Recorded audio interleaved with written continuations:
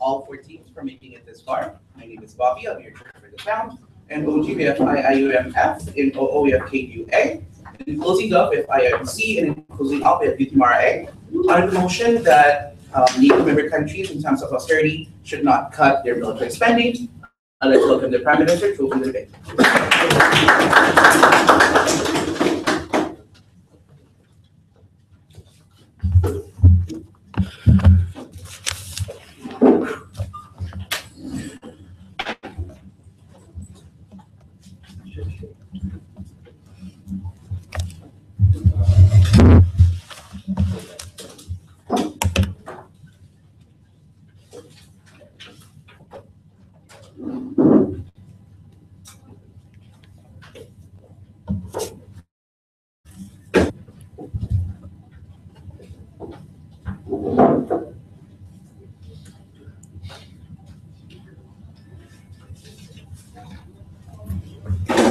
Ladies and gentlemen, so before we get into the debate today, just a few clarifications on certain terms, right? So firstly, these austerity measures. So it refers to the steps taken by this government to take control over their economies of the country. For example, how? Through tax, through all these budgetary controls that they are going to take effect upon their own economy. For example, the budgets on various things such as education, or maybe just such as national safety, military, which we are going to debate about today. So NATO, right? So like any other treaty, we think it is about the consent between two parties who enter into treaty, and these two parties, we believe, have to help their end of the bargain. This is because you do not take any right, you have these rights and obligations other than these benefits. Meaning, when you get the protection of this NATO, being as the group, being as the country member, you have the obligation to serve your end of your responsibility as being the member of this of NATO, right? So, because we believe they have this responsibility towards this NATO. Okay. So first, I have 3 arguments today. Number 1, I will explain about the functionality of NATO. Number 2, I will explain about the adverse on the effects of these countries if this motion were not to, if they do this budgetary cut to their military spending. And the second argument will be under 2 levels. But before that, let's go to the first argument, the functionality of the NATO.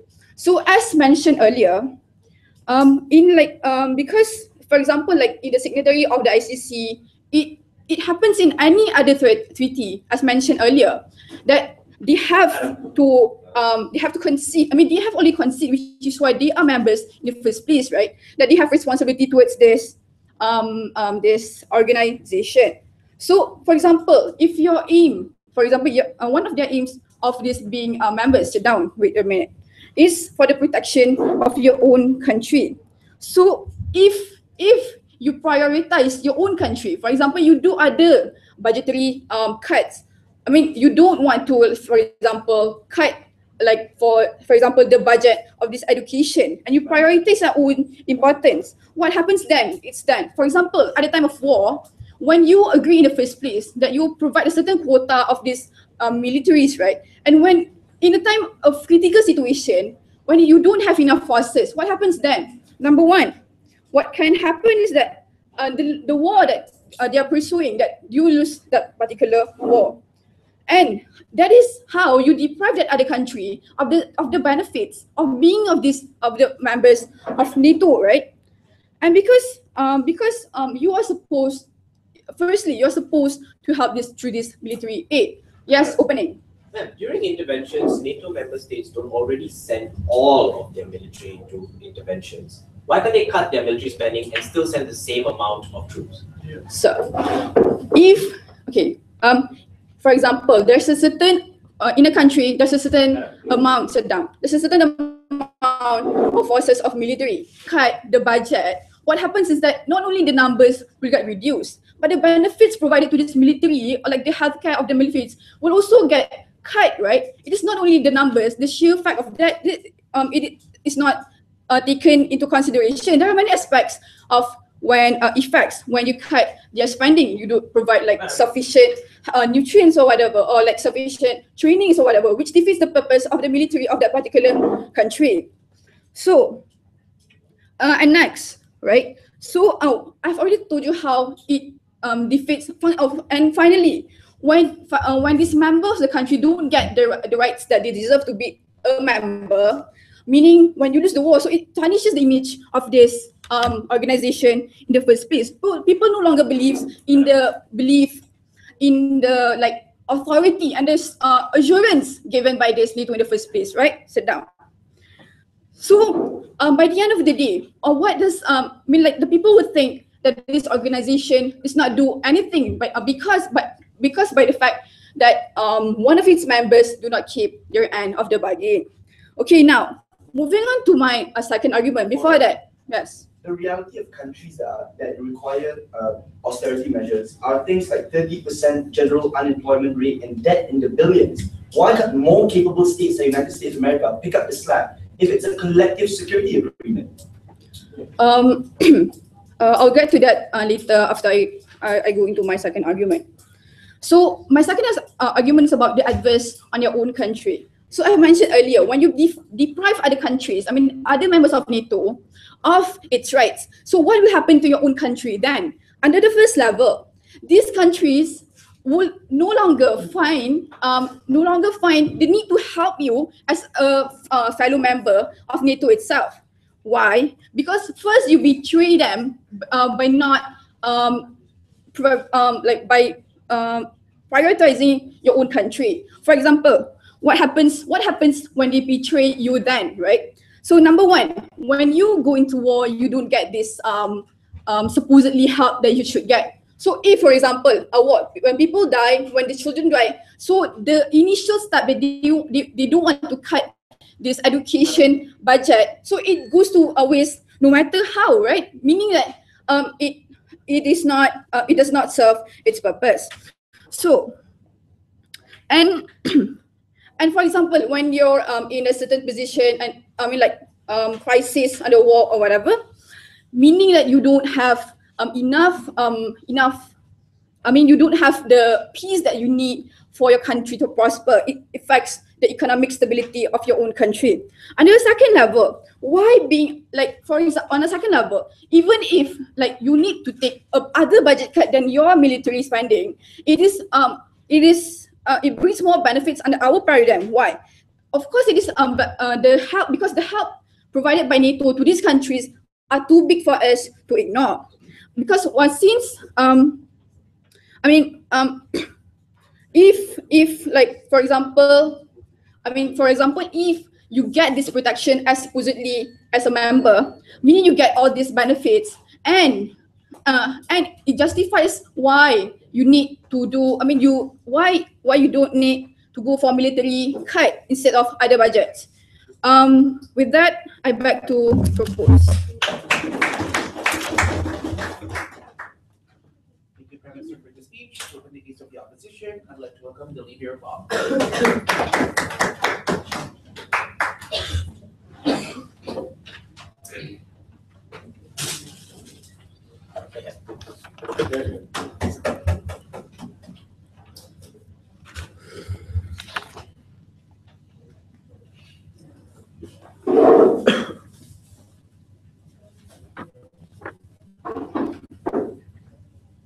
In times of economic and financial crisis, we think governments around the world have a responsibility to prioritize funds to the people who need it the most, the citizens. We think that it is irresponsible, in fact, for governments to prioritize military spending when their countries may not even need it in the first place. When the military spending, the money that they spend does not necessarily go back and benefit their own country in the first place. Because we need to understand, when the economic crisis happens, the people who suffer the most are the citizens. The governments have a duty to protect these people first. A couple of responses before I move to my substantives, right? Firstly, and mainly, the Prime Minister came up here and talked about the functionality of NATO and how you deprive other countries of military benefits when you don't actively contribute to it at the same time. We tell you this, first response, this is not necessarily true, since NATO's strengths do not necessarily lie in the financial spending by the countries. We tell you NATO's strengths, the reason why they're so active in trying to get and recruit more countries to join NATO in the first place is because their strengths lie within the coalition that the number of countries that are in a coalition to begin with. This means that even a budget cut, a slight budget cut by one country in NATO itself doesn't necessarily mean that NATO as a whole is weakened, because that's the purpose. Second response, right? That's the purpose of coalition in the first place. When one country is not able to for whatever reason, you can step in, and as a whole, the coalition still stands, because this means that the coalition as a whole is still generally protected from outside threat. This does not mean on the contrary, right? If the country isn't within NATO, then there's a problem. Then the country's security can possibly be threatened because the country has to slash its military budget. That leaves it vulnerable. Under a coalition, we don't think this happens. And then the Prime Minister came out very quickly and talked about this brief idea of how it tarnishes NATO's image. One simple response to this is we don't see how this is practical, because just because NATO's funding is cut slightly or even by a certain percentage, we don't think that doesn't in the context of today's context, we don't think that this provides an incentive to, say, Russia to attack a country, a NATO member country, because Russia, again, like I told you, the purpose of coalition in the first place is that even though one country itself may not be able to sustain its own military, other countries step in. That's the purpose of a coalition in the first place. There's enough funding to secure the security, the national security of NATO member countries. We don't think that's a problem. You don't incentivize foreign threat, or you don't compromise the national security of member states. What am I going to talk to you about today? I'm going to talk to you about, firstly, this idea on how countries have a moral responsibility to their citizens, and how and further analysis on how cuts to military spending is a prerequisite to cuts at any other spending, any other sector. Sit down. Firstly, we tell you that countries owe a duty to their citizens. They have a responsibility to the domestic market in the first place, the domestic market and domestic economy. Now, why must austerity take place in the first place? I'll take you in a while. This is because the market and the economy is crippled due to the financial conditions that are in place in the country. This is an unfortunate situation with consequences ranging from cuts in healthcare, cuts in, say, pensions. These things directly harm the citizens of the country, right? And we think that the government in this situation has a responsibility to accurately prioritize and allocate funds to where it is needed the most at this drastic period of time. Because we think that the countries don't remain in austerity forever. But even if they do, we still think they should always prioritize the needs of the direct needs, immediate needs of their citizens, especially when the country itself is not involved in any foreign conflict. Even if the country is involved in any foreign conflict, that's the purpose of the coalition to begin with, because then the country will still be protected under our paradigm. Okay, now that so the next level analysis, right?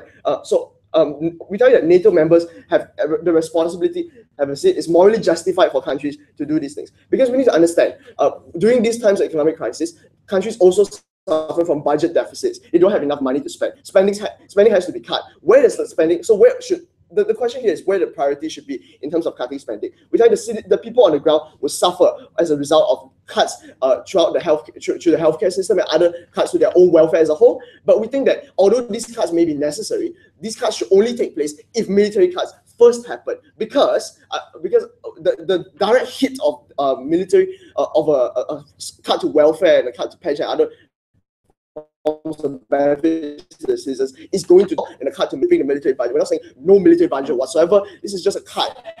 All sectors cuts should be proportionate across the floor, across all levels. But we think that the first priority to cut is the military budget. But before I move to my second level of analysis, yes, ma'am. Sir, countries don't enter this coalition for altruistic purposes, right? They want assurance that the end of the bargain will be met. Would it have been fair to other countries if the US cut military spending in the 2007 recession? Yeah, we think it's perfectly fine. If the US needs to do what the US needs to do, that's fine with us. Because we need to remember, look, let's explore her paradigm for a minute, right? Let's say the US doesn't cut military spending, so even worse economic crisis. We think the outcome of that is the US will be forced to make even greater spending, cut even greater military spending to begin with, because now they have no money. Financial situation is so dire, they cannot even recover from that. The spending, then this would lead to spending being harmed even worse under her paradigm, under the paradigm that she wanted to point out. Okay, second level analysis of why cuts to military spending is a prerequisite cuts in any other sector. We give you the example of Greece, right? For example, when taxes had to be raised for people, the direct consequences of a country being in an economic recession, right? Government spending had to be cut. So we tell you that the only situation where it's morally justified for the government to increase the burden, the financial burden on its citizens, is only when if military spending is cut first. Because why? During a recession, what do citizens prioritize? What do they think about? Right? They think about their own personal welfare, how they can continue living their daily life, whether or not their needs are met to be the basic needs, right? Because citizens don't really, we tell you citizens don't, the first concern on their mind is not military spending in these times. So it makes no sense. The conclusion is it makes no sense and it's irresponsible to spend money on prioritize military spending and cut other sectors first when you can actually make more cuts in the military sector before you move on to directly causing this harm. Okay, second idea on how NATO on the nature of NATO itself. We tell you this: within NATO, there are already nations that have large militaries, such as the United States, right? Okay, so this is an issue of proportionality, the first level analysis. Like, for example, right, if the US was in a recession and a smaller country it wasn't in a recession to begin with, we tell you this: even if the US were to cut spending on its part because it was entering recession, other countries did not, for example, we still tell you, even in this case, the United States will still be spending more than these other countries to begin with. This means that the US is still contributing more towards NATO, even though it's in recession, than other smaller countries.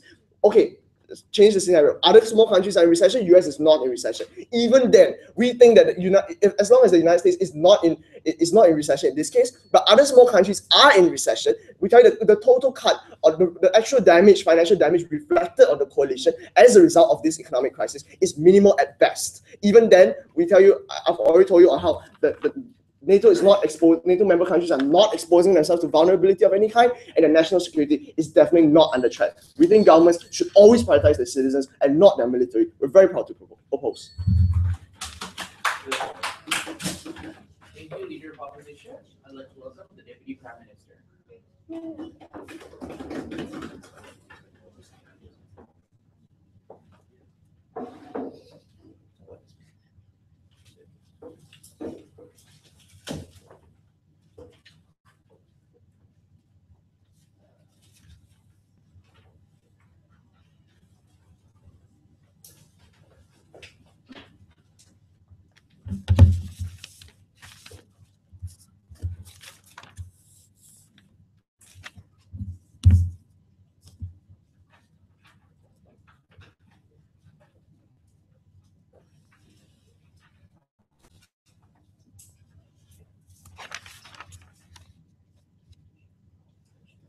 Side OG believes that when you are in a treaty, you are assumed to have some rights and obligations. And we believe that as long as you want to function and be part of that treaty and accrue benefits from that treaty, you have to then contribute and continuously contribute. You can't expect a country like the USA, because they're so big and so powerful, to be able to pick up your slack every single time. What makes you think that a country like the USA will not want to cut their cut their losses and cut you out of those treaties if you do not contribute to a certain level? We believe that no matter how small, no matter how hard your battles are to stabilize your economy, we believe that when you take a decision to be a part of the treaty, to accrue benefits from a certain treaty, you have to compensate the other countries. You have to show that you meet those requirements. You still follow through with your responsibilities. Before I go on, my argument for today, my substantive, sit down. My substantive for today is going to be the assurance of security, right? But before that, a few rebuttals. Now they told, okay, before I go on to my rebuttals. So you honestly think that if Poland defense spending NATO, I mean, look, we don't understand why USA is going to be so crippled that Poland, what they're going to do when Poland decides want to help contribute to NATO anymore, we don't need Poland anymore. We don't going to protect down. Now they told us that, you know, they're talking to an obligation of governments to always protect the people on the ground, right? We believe that, of course, from side government, we believe that we have to always contribute, always think about the people on the ground and the safety of the people on the ground. They're talking about smaller countries, right? We understand that these countries have these kind of struggles, but at the end of the day, what I'm going to be telling you more in my substantive is that having NATO as the bigger picture, having NATO as a protector allows them to feel the security, and we don't believe that when they don't contribute to NATO, that NATO is going to have any reason to want to keep them around, because the whole functionality of NATO cripples, right? As what Diana has told you. So what happens now? Even if, right, you allow these people to have it's okay if you don't have enough money to contribute to us or to contribute to the security of these other countries, America is going to cut your slack, right? We've already told you. Now what happens is this is going to create a slippery slope, right? Now these countries understand that, hey, if I happen to have problems, I don't have, because my country isn't going to war anyway, I'll just cut my military funding. What happens is you allow us to create a other that we can now do. And if we're a member of NATO and NATO needs our support, and that is the requirements of being in NATO in the first place, we can just choose to not contribute, right? Because now what happens is they won't think of us as just a liability, right? See, that's the point we're making today. What happens is you won't be a member that contributes, you will just be seen as a liability. Nobody wants that in a treaty, right? Nobody wants that in a given Nobody wants that. So what happens is slippery slope to these smaller countries to not have the, because they will be cut out of the picture. Now about proportionality that they're trying to talk about, right? They assume that later on, they assume that the USA will always want to pick up the slack of others. And I've already told you repeatedly, they have no intention of looking, if you're not contributing to them at all, why would I then have to pick up your slack, right? So moving on to my argument, but before that, NATO intervened in Kosovo, Libya, Afghanistan, and a lot of other conflicts, even in places where these countries weren't even signatories to NATO, because they provided specific strategic interests for America. Do you really think America is going to let Poland fall to Russia? Answer that again. That's the difference. The difference is the reason why, even because they're not signatories, they had reasons to intervene into those countries. We believe that when you are a signatory of NATO and you have things that you need to uphold, when you do not uphold those things, when you do not keep your part of the bargain, we don't believe that the USA or NATO is going to find reasons to need to intervene. We're just going to say, we don't have any reason to take care of you. You haven't been helping us in any way. Let's let you go now. So moving on to my argument, right? The assurance of security that NATO allows. They're trying to tell us, they've been trying to tell us that these small countries need any form of budget cuts or anything to help their economy, and they're trying to tell us even in cases that we're telling you that's simple, right? These countries always need a military assurance of security from their own military, but they come up here and tell us differently. They tell us that there are countries that are not even going to war. So why are you telling us to cut? Have budget cuts in the form of education and so on just because they're in NATO? Why can't they just take the easy way out and cut military funding because they spend so much on military when they don't need it? The idea here is this. When you're a citizen of a country, especially a small country that is so vulnerable that you know anyone can step onto you, and that's the very reason, by the way, that's the very reason you're a signatory to NATO in the first place, because you want that assurance of security, because you cannot have that assurance of security from your own government.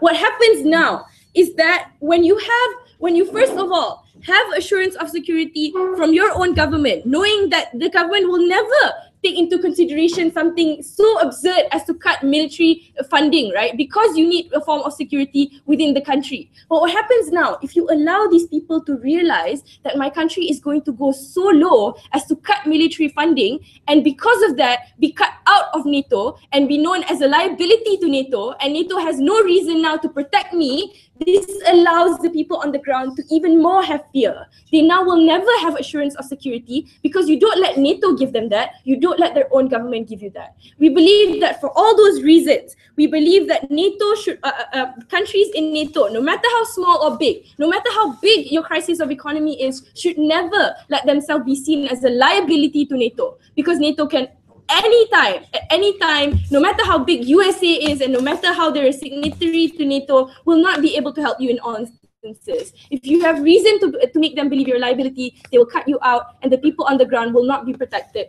in your paradigm. Thank you, Deputy Prime Minister. Let's welcome the Deputy Leader, Bob.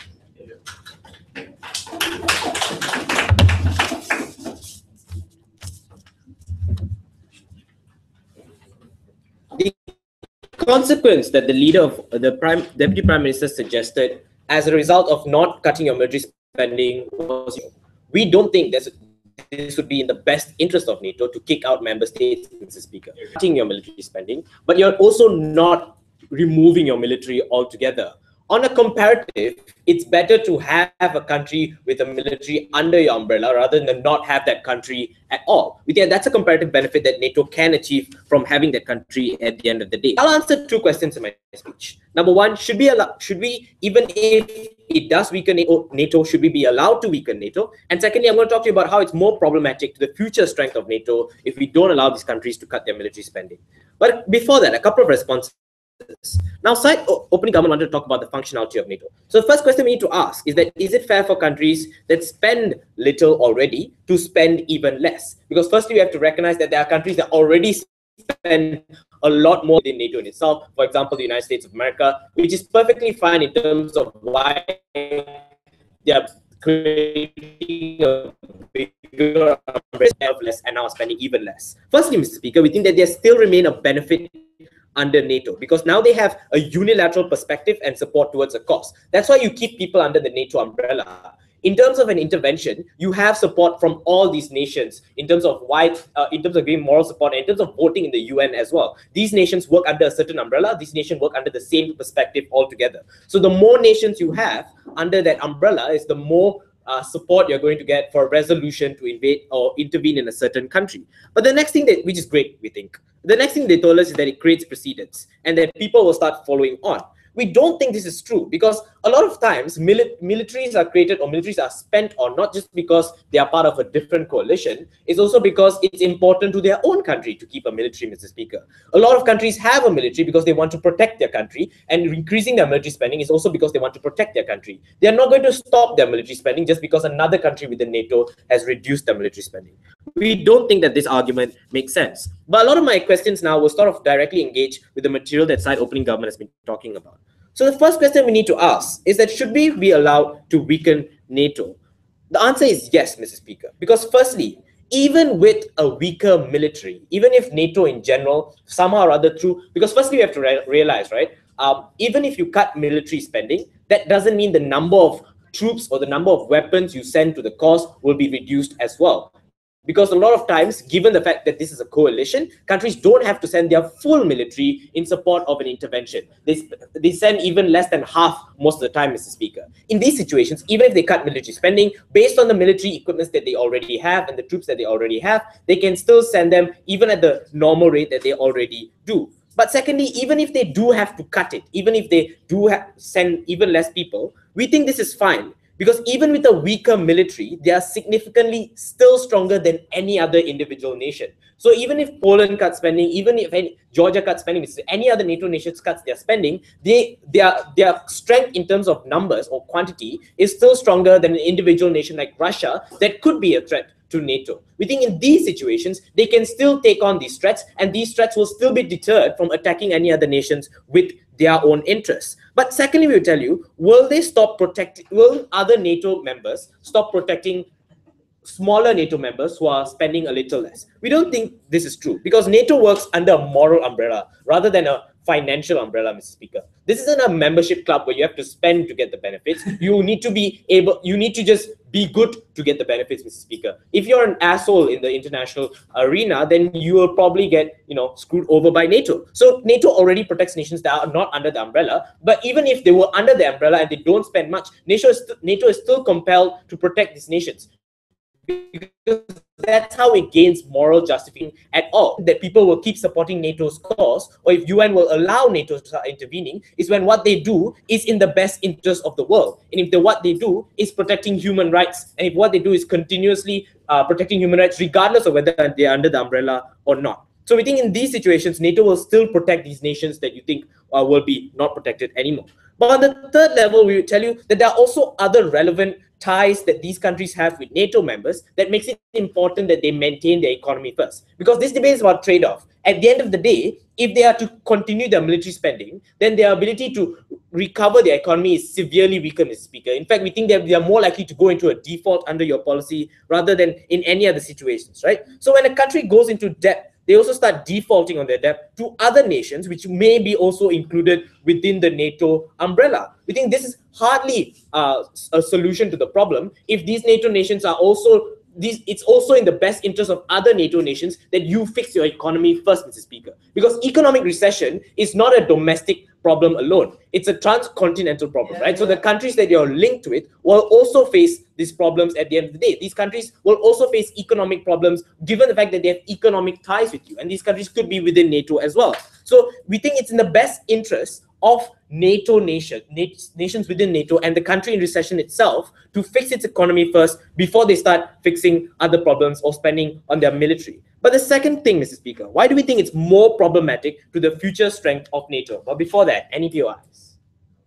Sure. But we think in this situation, Mr. Speaker, it's more problematic to the future strength of NATO because if countries are required to maintain a certain amount of military all the time to be under NATO, then countries will be disincentivized to join the coalition in the first place. So NATO only gets stronger if it has more people under its umbrella, if it has more nations under its umbrella. We think they're disincentivized as nations to go into NATO because most likely parties within the government of that country itself would say, look, if we want to join this coalition, this is the amount of military spending that we need to maintain. And if right now we are under a recession, they are not going to allow us to reduce it. Then this makes it harder for these countries to join that umbrella in the first place. But it also at the same time deters makes countries remove themselves from the umbrella. We think this is not in the best interest of NATO as well, because it's better to keep them within the umbrella of NATO than to not have them at all, right? They at least contribute something, Mr. Speaker. They at least have they at least have support in terms of the cause in itself. They also send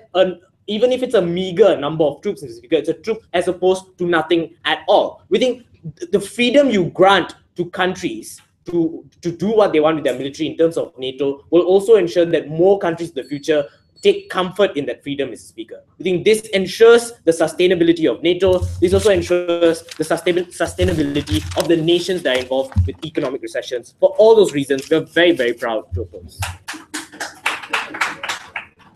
Thank you, Deputy Leader Bob.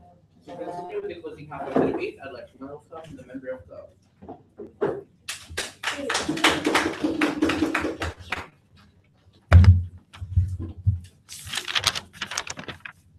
Yes, Rafiq. When pushed to a corner with limited resources, the United States will be forced to give up Poland and opt for a less effective strategy in order to secure its global interests militarily. But more importantly, the overwhelming assumption coming from the opposition that we've heard thus far is this assumption that United States thus far has an infinite resource that can cover all grounds in order to secure all their military interests, which is false per se. Yes, these small countries contribute minuscule amount to the greater part of the NATO agenda, but these minuscule amounts help complement whatever resources that United States already given and cannot afford to give more. Ladies and gentlemen, you'll hear two things from my speech.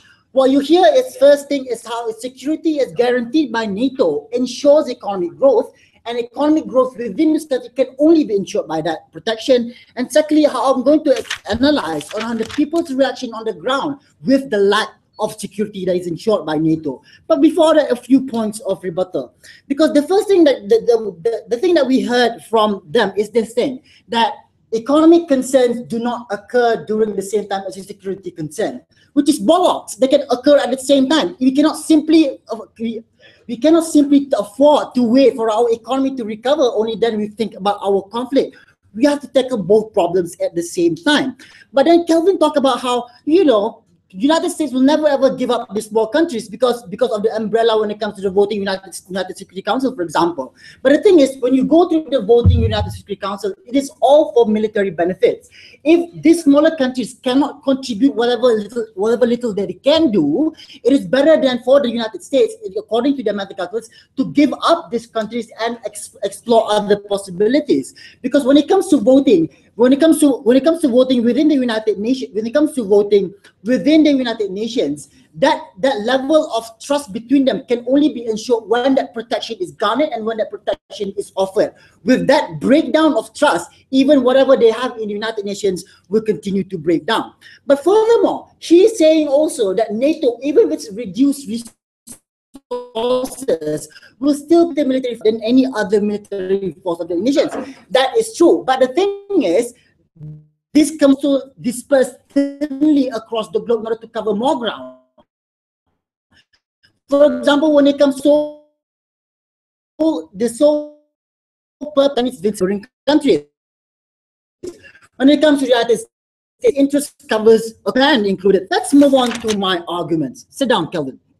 Security is guaranteed by NATO ensures economic growth. There are two parts to my arguments. Firstly, how exactly is security ensured, and how exactly security ensures economic growth? How exactly is security ensured by NATO? Opening government already talked about mutual protection in the sense that if you hold up your end of the bargain, we also will protect you. But it's slightly deeper than that. For example, United States have have bases and fleets across the country. For example, they provide the expertise and skilled workers towards these bases. But the thing that keeps these bases operating are local manpower provided by each of these small individual countries. When those manpower cannot be provided by the smaller countries, the entire program will continue to break down, and because the thing will not be as efficient as previously. But more importantly, these fleets and bases need to be maintained consistently and cannot just simply be enacted once conflict erupts. That's another thing about conflict. It can erupt unpredictably. So in order to ensure security and totally to have these fleets and bases operating at a very efficient level, which is the manpower provided by these local and small countries. Having austerity impacting the military spending will necessarily impact the efficiency of this operation and basis of operation. But before I move on further, yes, Smith. The anti-ballistic infrastructure in Poland are run by French technicians as well as Slovakian individuals. Why is it that a collective security agreement can't involve the free movement of military servicemen? Look, yes, the free movement occurs within the NATO countries. But when it comes to economic problems, it affects the French, it affects the United States, it affects Slovakia, for God's sakes. If you want to allow these countries to prioritize the economic concerns, this kind of free movement of servicemen will not occur because their jobs will be lost in favor of jobs by other non-military, non-citizen, basically. Let's move on to how exactly economic problem can actually be solved by having a greater form of security. Because let's face it, at the onset of Crimea, even without any form of conflict occurring, shops such as McDonald's, Tesco, and Carrefour closed down because they are concerned about the safety of the personnel, about their liability when it comes to liability on the ground, and when it comes to the damages that their infrastructure might suffer. Even if the conflict has not occurred, the anxiety already exists within the marketplace. So what occurs when the security and the volatility of the nation, when the volatility prevails? It drives away foreign investment, thus creating further unemployment within those countries. Austerity measures is for the purpose of reining in debt and trying to encourage growth. But the thing is, without that security and driving away foreign investments, that same growth cannot be created. But another and more pernicious level, if this bargain is not held up, NATO will eventually break down because there is no more that sense of trust and no longer that sense of mutual benefit relationship. When NATO breaks down, the single European countries will be stuck in the middle between Russia and United States, and furthermore, they have to depend on the minuscule army to balance their own security concern. That is even more problematic because it affects people on the ground. A second argument is how it affects people on the ground. When people are anxious, for example, for their own security and life and death, they are unable to migrate within their own countries to look for other economic opportunities. When they only have to worry about their economic concerns, they do not have to worry about life and death. They can still have when their security is ensured, they can still migrate across the country to look for jobs, for example. When their security is threatened, they'll be intimidated from going anywhere. But moreover, when there is an international conflict occurring within those countries, they will feel a prevailing sense of helplessness among the people themselves, because they feel that the situation, this dire strait that they've been in, is not their fault per se. The economic problem is not because of their problem, it's because the government's failure. When that sense of helplessness prevails, it helps them to justify their sense of despondency and not work and do not want to look for opportunities, economic opportunities anymore. Thank you, member of the. Now let's welcome the member of the opposition.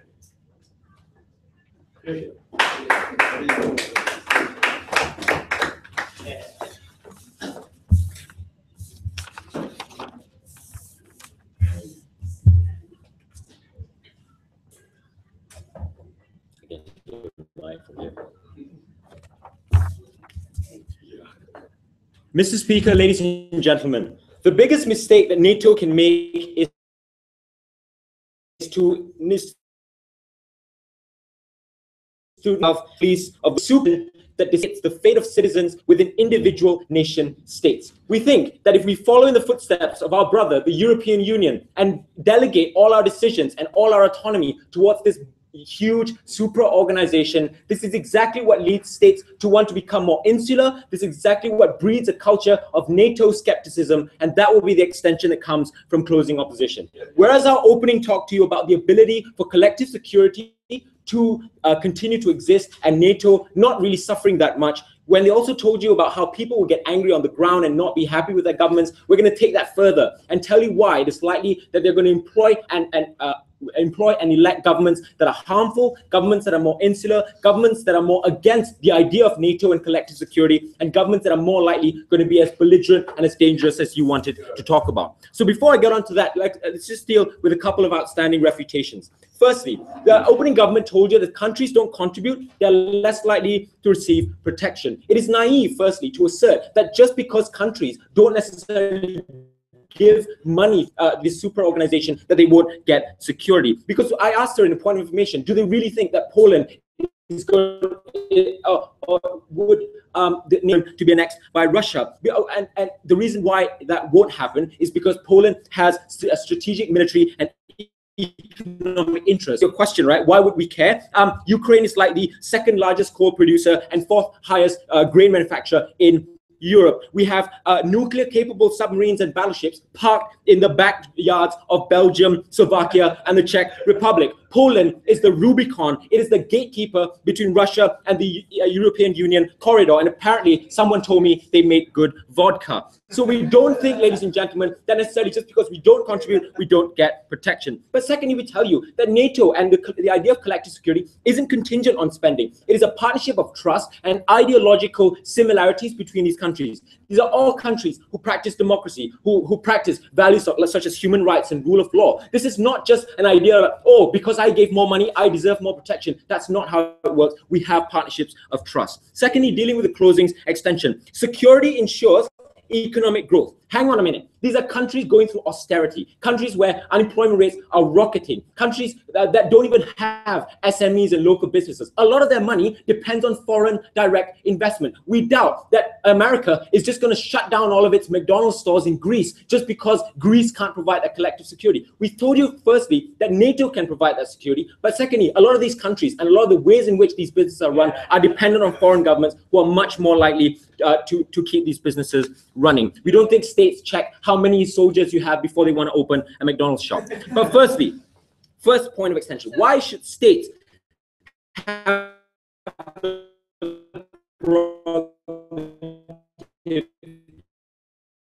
to decide later? So although we can times there is to increase a nation's defense unemployment, lack of resources, welfare and education, and buffer our business model and create more jobs. So why should states have the autonomy to decide three levels? Moral imperative concerns of the creation of the nation state is that states are accountable to its voters and its people, the people who trust them with power. And we think that we need to prioritize immediate and actual strife and suffering of citizens instead of contributing to an arbitrary, latent, or long-term benefit such as collective security. So if we have people dying on the ground, those are the people you need to save, not people somewhere else across the world because NATO, or because that's something NATO has been attributed to. Secondly, commitment to economic growth. When countries have the flexibility to decide which parts of the economy they wish to cut spending to, the investment world, and to garner investor confidence by saying that I'm not just going to throw my money into my military and not care about creation of jobs. So if you allow states to do this, if you allow, for example, states to cut spending in other ways, and primarily on their defense, because we don't see that much benefit anyway, we think that it allows states to show a commitment towards other countries and investors that it is committed to economic growth and not just wanting to take over the world with their military. Thirdly, it creates an avenue for abuse. Later, Audi.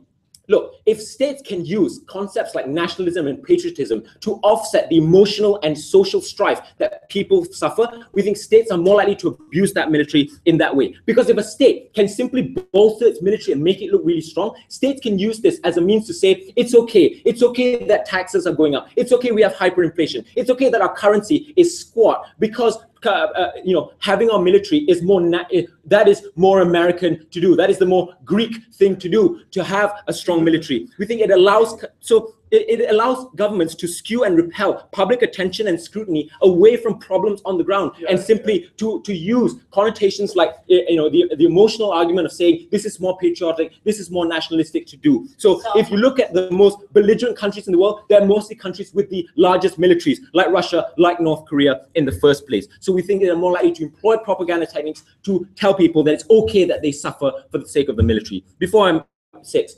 Yes, Audie.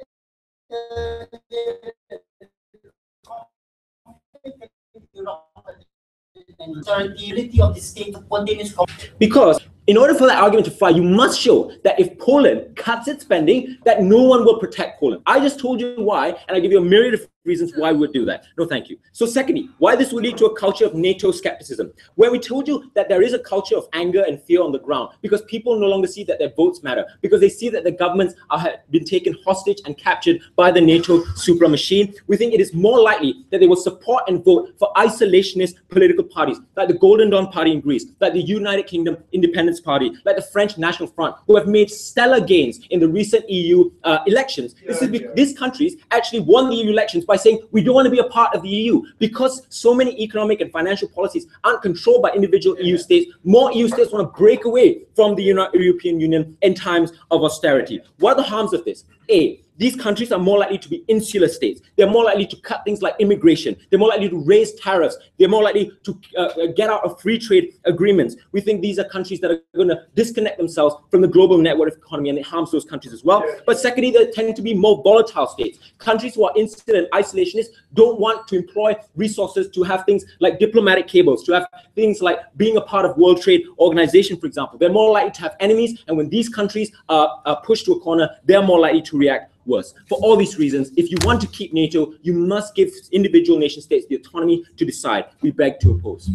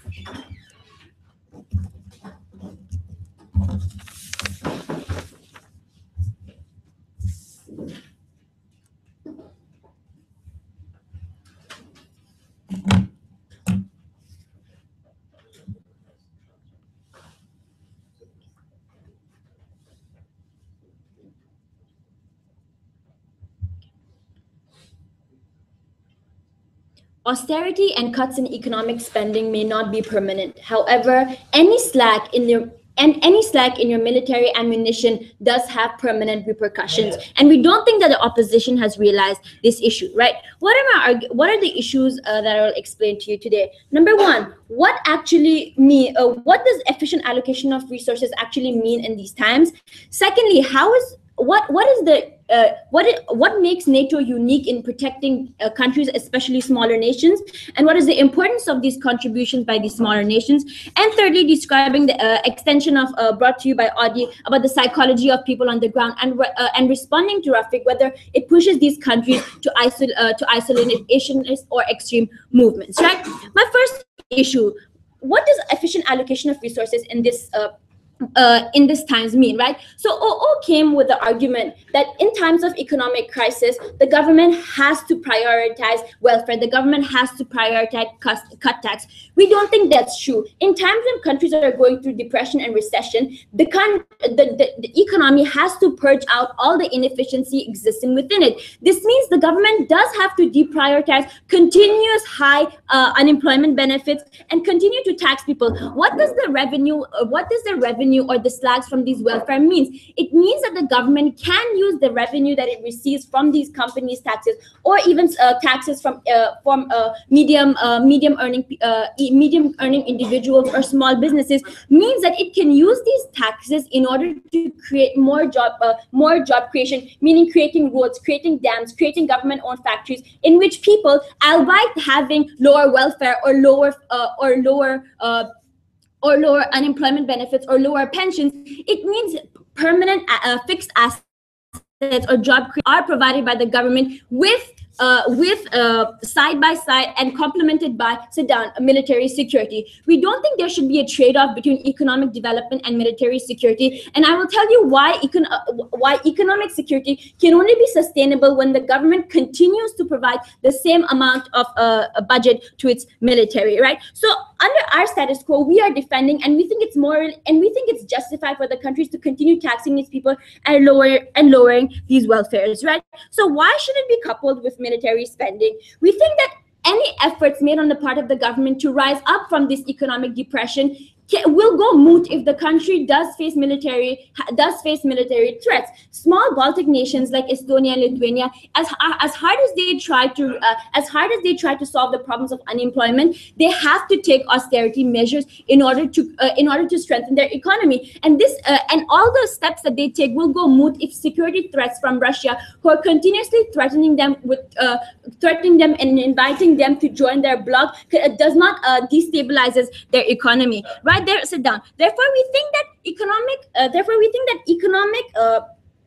efficient allocation of resources can occur, and it's justified for the government to increase taxes and reduce the welfare of people in order to create job-creating assets, at the same time maintaining the military of its country. So, my second issue: what makes the NATO unique? Audi explained to you that the strength of NATO lies in the fact that it can deal with spontaneous conflicts that erupt. It means they have existing bases and fleets. Even if they have people from overseas, from France or Ukraine, who enter there, the maintenance of these facilities have to be contributed by the country in which it exists. Meaning Poland will have to contribute to the funding or maintenance of these fleets. It means continuous paroles along the borders of Georgia ensures that no threat from Russia can spill over to Europe or can spill over to Western Europe, right? This means that these countries, albeit their contributions being small, even that small amount of contribution plays a major role in ensuring those facilities or the training of the people that maintain those facilities and their personnel and the personnel who maintain these, right? Therefore, the existing fleets and the pyramid of authority that exists within the NATO ensures dealing with spontaneous security threats, right? Opening opposition already conceded that economic austerity isn't permanent. Recession isn't permanent. However, when Russia does decide to attack Georgia, or Russia does decide to threaten Georgia, these security threats are permanent, and we think any slack within the measures taken by every country will lead to disastrous consequences. consequences, right? So the other thing which makes NATO unique is the fact that countries trust each other. Countries trust each other that despite any economic setback, they will contribute their best to the promised amount that they set. I don't understand why this clause cannot be exploited by countries, because now the Democrats or the liberals in US can claim that because of the fact that we are also going through recession, we should lower our contribution to NATO, and we think this can also be exploited by big countries in US who can claim that an anti-war bloc in US can also reduce their spending. And this would and this trust that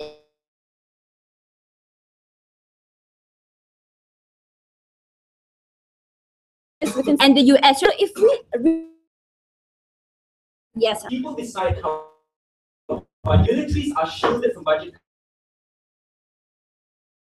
cuts. Don't need to employ propaganda to make people okay.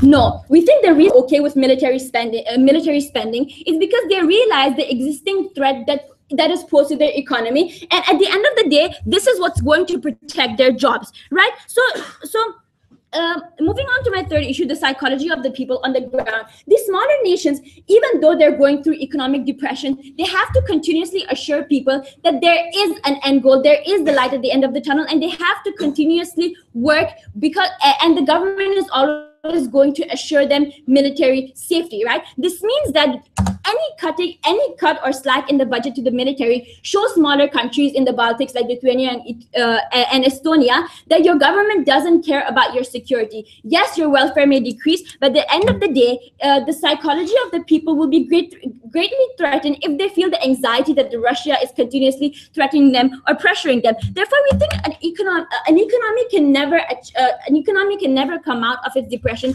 if the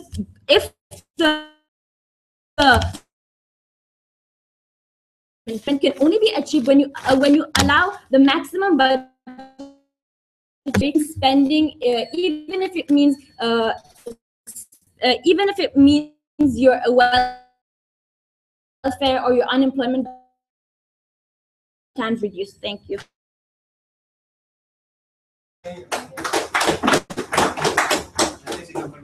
The opposition and the round.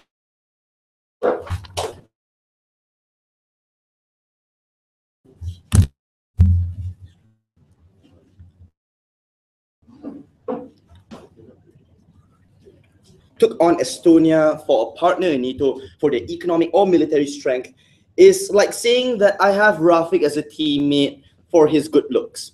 The conclusion is I have enough on my own, I have him on for different reasons. Mr. Speaker, I'm going to answer a few questions in my speech. First and foremost, I think the government's case in this debate is contingent upon one issue alone, which is that NATO will not protect its allies in the instance that these individual states under austerity, who already, as opening option said, contribute already less, but just want to contribute just a little bit less than the very little that they do anyway, ladies and gentlemen. And I'll prove to you that NATO has an overwhelming number of reasons why they will still protect Estonia, Lithuania, and other Baltic states from Russia.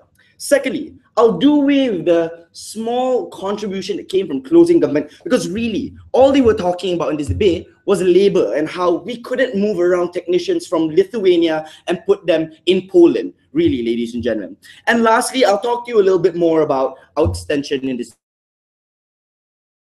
debate. Firstly,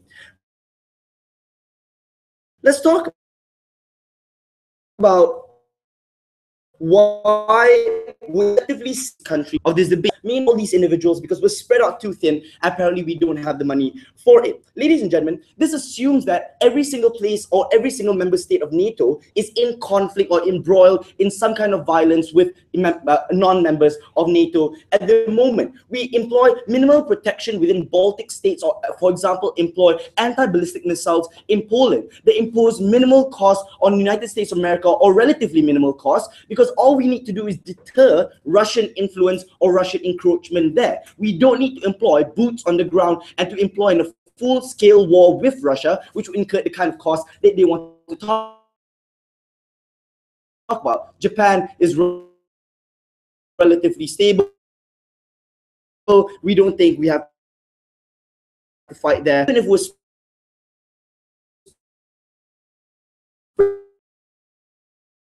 but on this huge in them. Secondly, ladies and gentlemen, we're not only talking about like opening opposition, keeping people happy, or just wanting to have some moral standing in United Nations Security Council. It goes a lot further than that, ladies and gentlemen. You have foreign military bases. You have immediate access of troops when it comes to conflict and war, ladies and gentlemen. You have the ability to use their airspace when it comes to conflict, and the ability to refuel your tanks as well as your jets in those states. Those are real world military benefits as well as military realities that are strategic for United States of America or France to combat any enemies within the region, i.e. Russia, i.e. China. And in those instances, we don't need Poland or Estonia to give us the marginal amount of money on this side of the house, because there's an overwhelming military cost to not protecting these states, ladies and gentlemen. They then ask us why Russia? It's not really a threat in this. Why Russia is not really a threat in this instance? We think not. We think that they have an extreme amount of incentive to protect Baltic states from countries like Russia and China, ladies and gentlemen. Russia is already seen to be belligerent because of their expansionary policy. Just in the 2000s, we saw them expanding to Georgia, South Ossetia, and Transnistria, ladies and gentlemen. And the locus of influence they have makes it seem like the Russian encroachment into Europe presents a pertinent threat to one of their closest allies in the region, ladies and gentlemen, the United Kingdom and many of the European states. If that's not incentive enough, then they're willing to drop a nuclear bomb for Japan. If that doesn't scream clingy, what does, ladies and gentlemen? So, what we can issue is that there's an overwhelming amount of incentives for United States of America, France, and other European states to protect their coalition of their willing members, because they must maintain their locus of influence and make sure. That means much of the analysis that came from this side of the house and the scare tactics that came from opening government as well as closing government does not work. Still exists. Yes. Responding to scholarly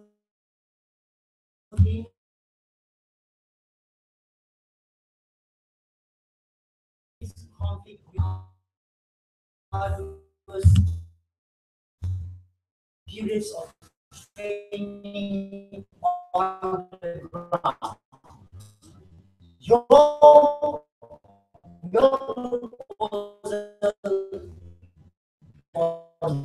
Ladies and gentlemen, that's what we